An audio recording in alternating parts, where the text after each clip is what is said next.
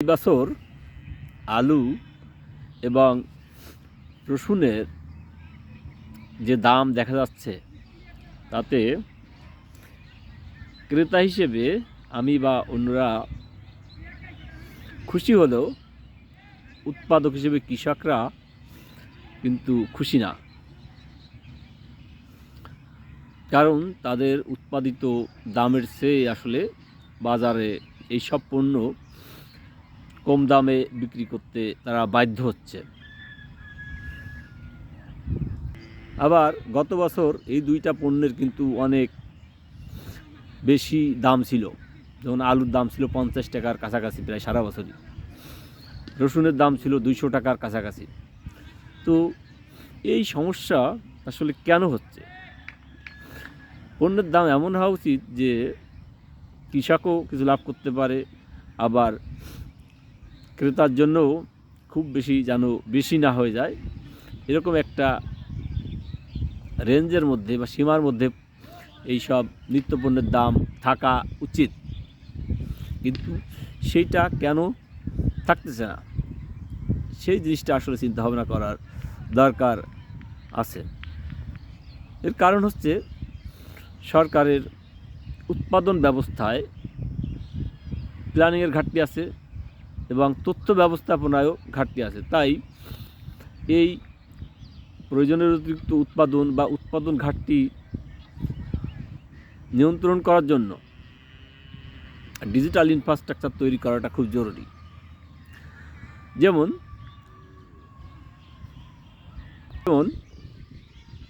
যেমন আলু উৎপাদন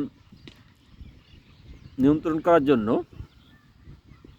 আলু চাষিদের কাছ থেকে মাঠ পর্যায়ের কৃষি অফিসাররা তথ্য সংগ্রহ করে তথ্য ভাণ্ডারে ডাটা এন্ট্রি দিবে।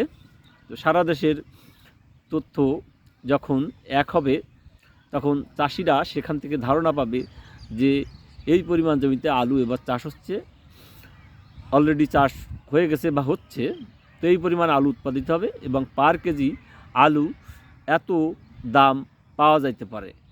এইটা সরকারের কৃষি যে পরিকল্পনা বিভাগ আছে তারা এই ধরনের একটা তথ্য ভাণ্ডারে থেকে তথ্য দিয়ে আলু চাষিদের সহায়তা করবে, যাতে আলু চাষিরা সতর্ক হতে পারে যে আমরা আলুর দাম কতটা পেতে পারি।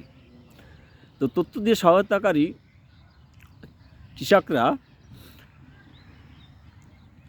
আলুর একটা নির্দিষ্ট দাম সরকার থেকে পাবে এবং আলুর ঘাটতি প্রোডাকশন বা অতিরিক্ত প্রোডাকশনের দায়ভার সরকারের উপর তখন চাপবে। তো এক্ষেত্রে আলু চাষি এবং ক্রেতা উভয়েরই সুবিধা হবে এবং অনেক পণ্যের এই ঘাটতিও এড়ানো যাবে। তো এই প্ল্যানিং তথ্য ভাণ্ডার বা সফটওয়্যারকে, ওয়েব বেস সফটওয়্যারকে আসলে বলা হয় ইআরপি বা এন্টারপ্রাইজ রিসোর্স প্ল্যানিং।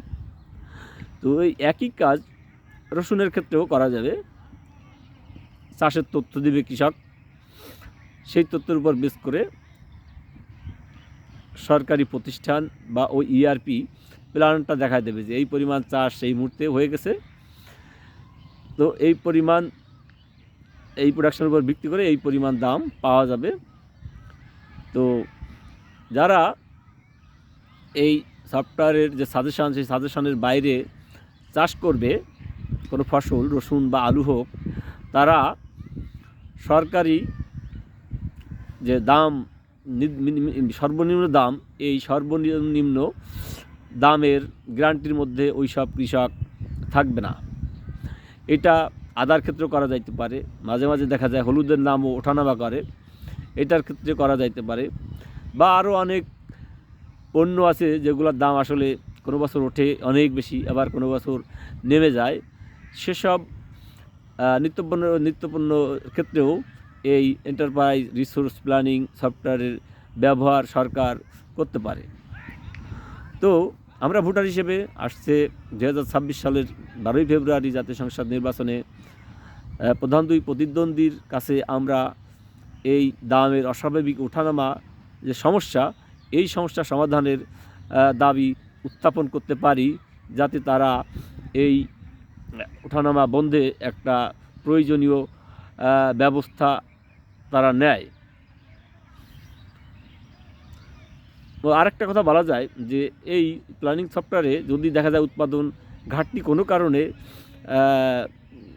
তৈরি হয়েছে, তাহলে সেখানে আমদানিরও একটা প্ল্যানিং থাকতে পারে, যে মাসে এই পরিমাণ বা প্রতি সপ্তাহে এই পরিমাণ আমদানির প্রয়োজন দেখা দিবে বা আমদানি করা লাগবে। তো তাই আমরা রাজনৈতিক দলগুলোকে বা রাজনৈতিক জোটগুলোকে যাতে অঙ্গীকারবদ্ধ করে এই সমস্যার সমাধান করতে পারি, নাগরিক হিসেবে আমরা সেই চেষ্টা করতে পারি।